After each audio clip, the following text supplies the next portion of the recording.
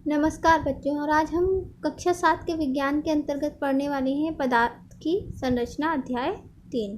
ठीक है, तो यहाँ अध्याय 3 में हम लोग पदार्थ के बारे में जानेंगे। इससे पहले हम लोग देखते हैं कि पदार्थ क्या है। आपको स्क्रीन पर पदार्थ की परिभाषा लिखी हुई दिख रही होगी, एक बार इसको पढ़ लेते हैं। हमारे आसपास हर वस्तु जिसे हम ज्ञानेंद्रियों के द्वारा अनुभव कर सकते हैं तथा जिसका निश्चित द्रव्यमान होता है और जो स्थान घेरती है उसे हम पदार्थ कहते हैं। किसको पदार्थ कहेंगे? हमारे आसपास की हर ऐसी वस्तु जिसका कुछ भार होगा यानी द्रव्यमान होगा और जो कुछ स्थान घेरेगी और उसको हम अपनी ज्ञानेंद्रियों यानी आँख, नाक, कान, मुंह या त्वचा के द्वारा उसको अनुभव कर सकते हैं, वह क्या होगी? पदार्थ होगी। पदार्थ का जो भौतिक स्वरूप है वह 3 प्रकार का होता है, ठोस, द्रव और गैस। लेकिन इस अध्याय में हम लोग पदार्थ के रासायनिक स्वरूप और उसके रासायनिक गुणों के बारे में पढ़ने वाले हैं। ठीक है, तो चलिए देख लेते हैं। हम ऐसी कई विधियों के बारे में जानते हैं जिनके द्वारा मिश्रण में उपस्थित विभिन्न अवयवों को अलग किया जाता है, जैसे बीनना, छानना, क्रिस्टलीकरण, ऊर्ध्वपातन इत्यादि। इन विधियों में कोई रासायनिक अभिक्रिया नहीं होती है। ऐसे पदार्थ जिनके अवयव किसी भौतिक विधि द्वारा अलग किए जा सकते हैं उसे क्या कहते हैं? मिश्रण कहते हैं। तो मतलब कि भौतिक विधियों द्वारा हम इन पदार्थों को अलग कर सकते हैं, तो वो पदार्थ क्या हैं? मिश्रण हैं। और सभी पदार्थ मिश्रण नहीं होते हैं। ठीक है, तो मिश्रण किसे कहते हैं इसके बारे में भी थोड़ा सा मिश्रण की परिभाषा देख लेते हैं। आपको स्क्रीन पर मिश्रण की परिभाषा दिख रही होगी। ऐसे पदार्थ जो अलग अलग अवयवों के अनिश्चित अनुपात में बिना किसी रासायनिक अभिक्रिया के मिलने से बनते हैं, उन्हें हम क्या कहते हैं? मिश्रण कहते हैं। ठीक है, तो पिछली कक्षा में, कक्षा 6 में हम लोग पृथक्करण की विधियों में मिश्रण के बारे में पहले भी पढ़ चुके हैं और आज हमने फिर से मिश्रण की परिभाषा को देख लिया। पदार्थ का जो दूसरा स्वरूप होता है वो होते हैं शुद्ध पदार्थ। शुद्ध पदार्थ को मुख्य रूप से 2 भागों में बांटा जाता है। एक होते हैं तत्व और दूसरे होते हैं यौगिक। अगला पॉइंट आपका दिया है पदार्थ की संरचना कैसी कैसी। ठीक है, तो देखते हैं। मिश्रण तथा शुद्ध पदार्थों को एक अन्य विधि से भी पहचाना जाता है, वह है गर्म करने पर उनका अवस्था का परिवर्तन। जो मिश्रण होते हैं वह किसी निश्चित ताप पर गर्म करने पर अपने अवस्था में परिवर्तन नहीं कर सकती, क्योंकि उसमें जो अवयव हैं, 2 अलग अलग प्रकार के जो अवयव हैं वो उनको अलग अलग ताप की आवश्यकता होती है अपने अवस्था परिवर्तन के लिए। जैसे ठोस अवस्था से द्रव अवस्था में आने के लिए पदार्थ को जिस ताप की ज़रूरत होती है उसको कहते हैं गलनांक, और द्रव अवस्था से वाष्प अवस्था में जाने के लिए यानी गैसीय अवस्था में जाने के लिए पदार्थ को जिस ताप की आवश्यकता होती है उसे कहते हैं क्वथनांक। तो जो शुद्ध पदार्थ होते हैं उनके गलनांक और क्वथनांक निश्चित होते हैं, जबकि जो मिश्रण होते हैं उनके गलनांक और क्वथनांक निश्चित नहीं होते हैं। तो यहाँ पर देखिए लिखा है शुद्ध पदार्थ 2 प्रकार के होते हैं। शुद्ध पदार्थ कैसे होते हैं? मुख्य रूप से 2 प्रकार के होते हैं। पहला है तत्व और दूसरा है यौगिक। तो यहाँ पर देख लेते हैं कि तत्व और यौगिक किसे कहते हैं। एक क्रियाकलाप दिया हुआ है, उसको पढ़ते हैं। आवश्यक सामग्री है बीकर, नीला थोथा, लोहे के आल्पिन तथा पानी। एक बीकर में पानी लेकर नीला थोथा का विलयन तैयार करें। नीला थोथा यानी कॉपर सल्फेट, CuSO4। ये जो है कॉपर सल्फेट का सूत्र है।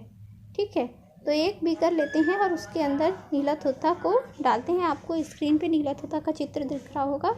इस विलयन में लोहे के 4-5 आल्पिन डाल देते हैं। इस विलयन को 1 घंटे के लिए स्थिर छोड़ देते हैं।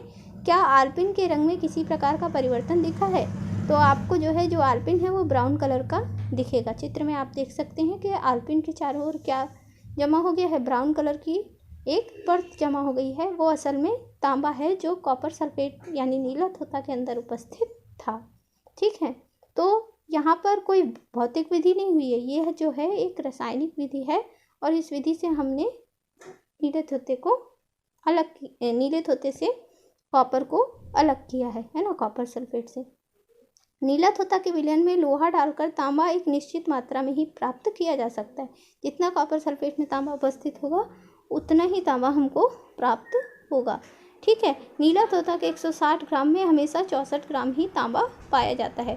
अर्थात तांबा नीला थोथा का एक अवयव है जो उसमें एक निश्चित मात्रा में पाया जाता है। ठीक है, अतः नीलत्व होता यौगिक है तथा यौगिक में उसके अवयव हमेशा निश्चित अनुपात में रहते हैं। ये देखिए, यौगिक में जो अवयव होते हैं वो कैसे होते हैं, एक निश्चित अनुपात में उपस्थित होते हैं, जबकि मिश्रण में अवयवों का अनुपात निश्चित नहीं होता है। ठीक है, तो मिश्रण की परिभाषा में भी हम लोग देख चुके हैं। मिश्रण किन्हें कहते हैं, जिसमें मिलने वाले अवयवों का अनुपात निश्चित नहीं होता है। आइए यौगिक की परिभाषा को देख लेते हैं। ऊपर स्क्रीन पे आपको यौगिक की परिभाषा दिख रही होगी। ऐसे पदार्थ जो दो या दो से अधिक तत्वों के रासायनिक संयोग से निर्मित हों और जिनका निश्चित रासायनिक संगठन हो, वह क्या कहलाता है, यौगिक कहलाता है। इसमें अवयवों का अनुपात हमेशा निश्चित होता है। इसमें क्या होता है, अवयवों का अनुपात हमेशा निश्चित होता है। ठीक है, तो क्या कहते हैं, यहाँ पर हमने यौगिक की परिभाषा को भी समझ लिया। अब आइए आगे देखते हैं।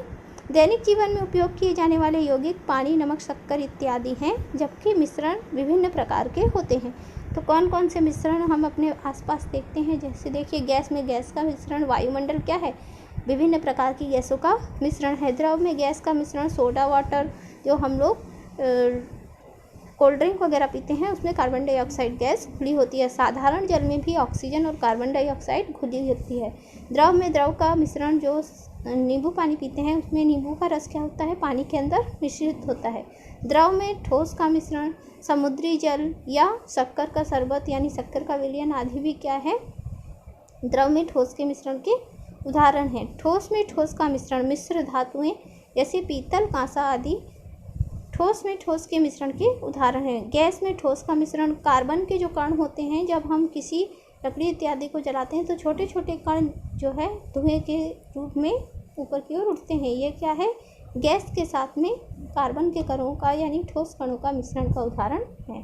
आइए आगे देखते हैं। यहाँ पर दूसरे प्रकार के शुद्ध पदार्थ वो हैं जिनमें एक ही अवयव पाया जाता है। यौगिक में क्या होता है, दो या दो से अधिक अवयव होते हैं, जबकि कुछ शुद्ध पदार्थ ऐसे भी होते हैं जिसमें सिर्फ एक ही अवयव पाया जाता है और ये तत्व कहलाते हैं। स्क्रीन पर आपको तत्व की परिभाषा दिख रही होगी, एक बार उसे पढ़ के देख लेते हैं। ऐसे मौलिक पदार्थ जिन्हें रासायनिक अभिक्रिया द्वारा और सरल पदार्थों में विभाजित नहीं किया जा सकता और ना बनाया जा सकता है और जो एक ही प्रकार के परमाणुओं से मिलकर बने होते हैं, तत्व कहलाते हैं। ठीक है, तो ये जो है तत्व की परिभाषा हो गई। इसका उदाहरण जो है सोना, लोहा, चांदी, ऑक्सीजन, नाइट्रोजन इत्यादि हो सकता है। तत्व तीनों स्वरूपों में पाए जाते हैं, ठोस, द्रव और गैस। ठीक है, भौतिक रूप में। और इसके तत्व के जो अवयव हैं इन्हें भौतिक और रासायनिक विधियों द्वारा ना तो अलग किया जा सकता है और ना ही प्राप्त किया जा सकता है। ठीक है, यहाँ पर देखिए स्क्रीन पर दिख रहा होगा, अब तक ज्ञात तत्वों की संख्या 114 है। 114 से अधिक तत्व अभी तक ज्ञात हो चुके हैं और इनमें से प्रकृति में उपस्थित तत्व कितने हैं, 92 हैं। ठीक, 92 तत्व प्रकृति में उपस्थित हैं तथा शेष वैज्ञानिकों के द्वारा प्रयोगशाला में संश्लेषित किए गए हैं। आगे देखते हैं। प्रत्येक तत्व के अपने विशेष गुण होते हैं। ये गुण तत्व की पहचान करने में सहायक होते हैं। तत्व यौगिक अवस्थाओं में पाए जाते हैं। ठीक है, तो तत्व क्या करते हैं, आपस में क्रिया करके किसका निर्माण करते हैं, यौगिकों का निर्माण करते हैं। कौन सी अभिक्रिया करके, रासायनिक अभिक्रियाओं के द्वारा।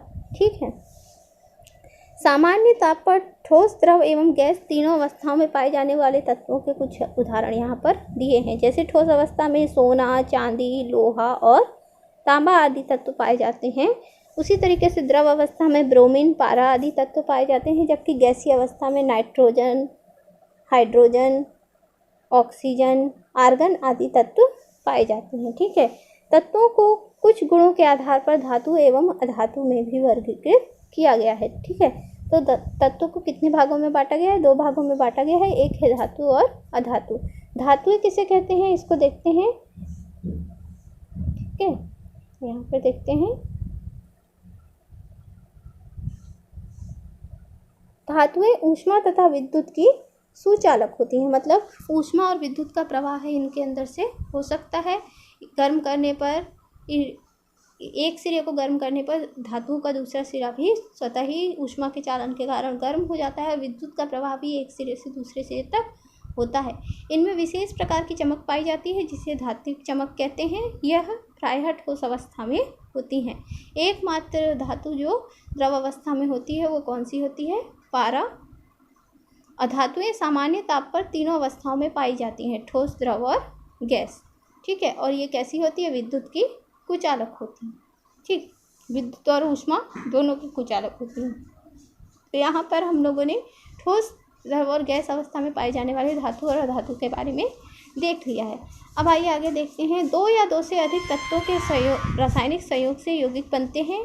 जैसे हाइड्रोजन और ऑक्सीजन के संयोग से क्या बनता है?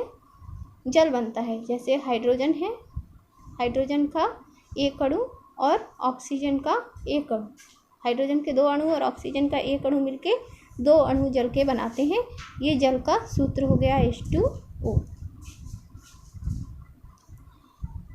यदि हम हाइड्रोजन तथा ऑक्सीजन गैस को मिलाकर रखते हैं तो पानी नहीं बनता। पानी तभी बनता है जब उनके मध्य रासायनिक अभिक्रियाएं होती हैं। तो रासायनिक अभिक्रियाओं के होने के लिए कुछ विशेष परिस्थितियों की आवश्यकता होती है। हवा क्या है? तत्व, यौगिक या मिश्रण। तो हवा क्या है? मैंने अभी आपको बताया कि हवा जो है बहुत सारे तत्वों का तत्व रूप में गैसें हैं, तत्वों के रूप में गैसें उपस्थित हैं, उनका मिश्रण है। हवा को 200 वर्ष पहले तक एक तत्व माना जाता था, किंतु वैज्ञानिकों ने सिद्ध किया कि हवा तत्व नहीं है बल्कि नाइट्रोजन, ऑक्सीजन, कार्बन डाइऑक्साइड और अन्य गैसों का मिश्रण है, यानी विभिन्न तत्वों और यौगिकों का मिश्रण है।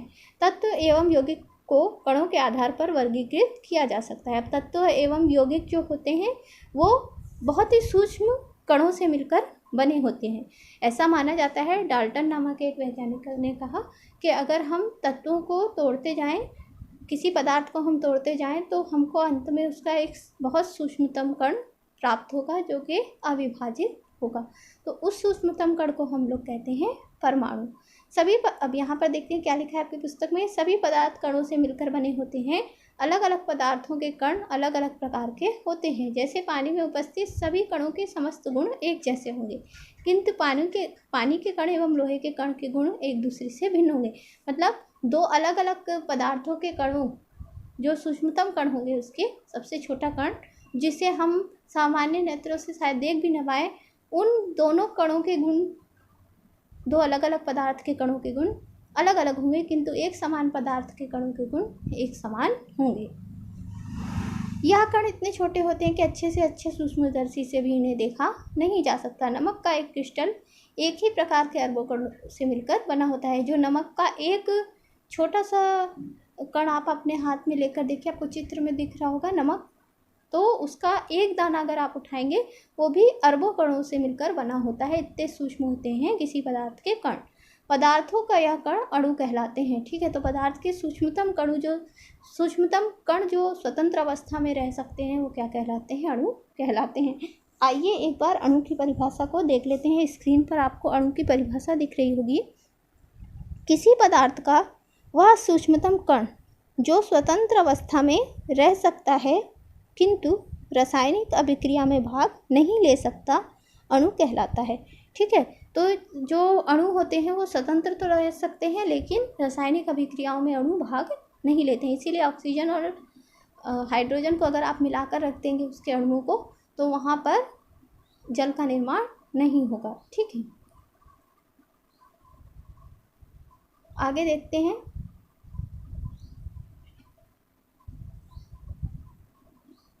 अणु एक परमाणु या एक से अधिक परमाणुओं के मिलने से बनते हैं। तो अणु भी और छोटे कण से, जिसकी बात डाल्टन ने की थी, वो जो सूक्ष्मतम कण है वो क्या है? परमाणु है। अणु एक परमाणु या एक से अधिक परमाणुओं से मिलकर बने होते हैं। मतलब परमाणु क्या होते हैं? अणु से भी छोटे कण होते हैं और इनके मिलने से ही अणु का निर्माण होता है। किसी भी तत्व में एक ही प्रकार के परमाणु होते हैं। कोई भी तत्व हो, जैसे ऑक्सीजन है तो ऑक्सीजन का सूत्र हम लोग क्या लिखते हैं? O2। इसका अर्थ ये है कि ऑक्सीजन के अंदर दोनों परमाणु किसके हैं? ऑक्सीजन के ही हैं। जैसे कि हाइड्रोजन लिखें H2, तो इसका अर्थ ये है कि यहाँ पे हाइड्रोजन के 2 परमाणु उपस्थित हैं, Cl2। ठीक है, ये क्लोरीन का अणुसूत्र है और यहाँ पर दोनों परमाणु किसके हैं? क्लोरीन के हैं। तो ये सूत्र क्या बताता है कि ये तत्व का चिन्ह दिया गया है। 3 अलग अलग तत्वों के परमाणु अणु यहाँ पर उपस्थित हैं और उनके अंदर जो परमाणु है वो एक समान हैं।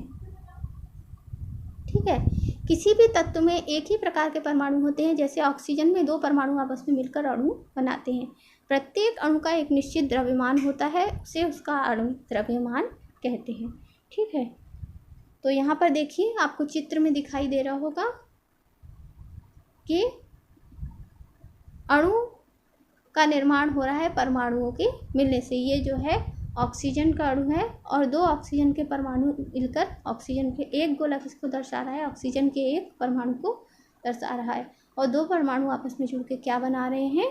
ऑक्सीजन का अणु बना रहे हैं। उसी प्रकार गंधक का देखिए, गंधक के 8 परमाणु, 1 2 3 4 5 6 7 8 परमाणु आपस में जुड़ रहे हैं। ठीक है, और जुड़कर गंधक के अणु का निर्माण कर रहे हैं। जब 2 परमाणु आपस में जुड़ते हैं तो उनके मध्य में जो चीज़ उनको बांध कर रखती है उसको बोलते हैं रासायनिक बंध। ठीक है, रासायनिक बंधों के द्वारा परमाणु आपस में जुड़ जाते हैं और अणु का निर्माण करते हैं। तो यहाँ पर देखिए ये जो रेखा है ये क्या दर्शा रही है? रासायनिक बंध को दर्शा रही है। और 8 परमाणुओं के बीच में रासायनिक बंध बना है रासायनिक अभिक्रियाओं के कारण, और गंधक के अणु का निर्माण हुआ है। ठीक है, आइए आगे देखते हैं। गंधक एक ऐसा तत्व है जिसके एक अणु में एक समान 8 परमाणु होते हैं। यौगिक 2 या 2 से अधिक तत्वों के निश्चित अनुपात में मिलने से बनते हैं। जैसे हाइड्रोक्लोरिक अम्ल एक यौगिक है। हाइड्रोक्लोरिक अम्ल का जो सूत्र होता है वो होता है HCl। ठीक है, और यहाँ पर हाइड्रोजन और क्लोरीन के परमाणु आपस में मिलकर हाइड्रोक्लोरिक अम्ल बनाते हैं। तो यहाँ पर देखिए हाइड्रोजन आपको कितना दिख रहा है? 1 हाइड्रोजन, और क्लोरीन कितना है? 1। चित्र में भी देख सकते हैं 1 हाइड्रोजन और 1 क्लोरीन। ठीक, तो दोनों मिलके क्या बना रहे हैं? हाइड्रोक्लोरिक अम्ल बना रहे हैं। और ये आपस में जुड़े कैसे? ये रासायनिक बंध के कारण आपस में जुड़ गए हैं। ठीक है, आगे देखते हैं। किसी यौगिक का सबसे छोटा कण अणु होता है। इस अणु को आगे विभाजित करने पर अलग अलग तत्वों के परमाणु प्राप्त होते हैं। तो यहाँ पर जो बंध बना है इन दोनों के मध्य, हाइड्रोजन और क्लोरीन के मध्य, अगर हम उसको तोड़ेंगे तो हमको क्या प्राप्त हो जाएगा? हाइड्रोजन अलग प्राप्त हो जाएगा और क्लोरीन अलग प्राप्त हो जाएगा। मतलब यौगिक के मध्य जो बंध होता है रासायनिक बंध, उसको तोड़ने पर वो हमें उसके मूल तत्वों यानी जिनसे वो मिलकर बना है उसमें वो हमको वापस प्राप्त हो जाते हैं, जैसे हाइड्रोजन और क्लोरीन। ठीक है, आगे देखते हैं। अब हम यह जानते हैं कि पदार्थ अणु अथवा परमाणुओं से बने हैं। पदार्थ की तीनों अवस्थाओं में अणुओं की व्यवस्था कैसी होती है, इसे जानने का प्रयास हम अपने अगले वीडियो में करेंगे। अगर आपको हमारा यह वीडियो पसंद आया हो तो ज़्यादा से ज़्यादा लाइक कीजिए, शेयर कीजिए और सब्सक्राइब कीजिए। धन्यवाद।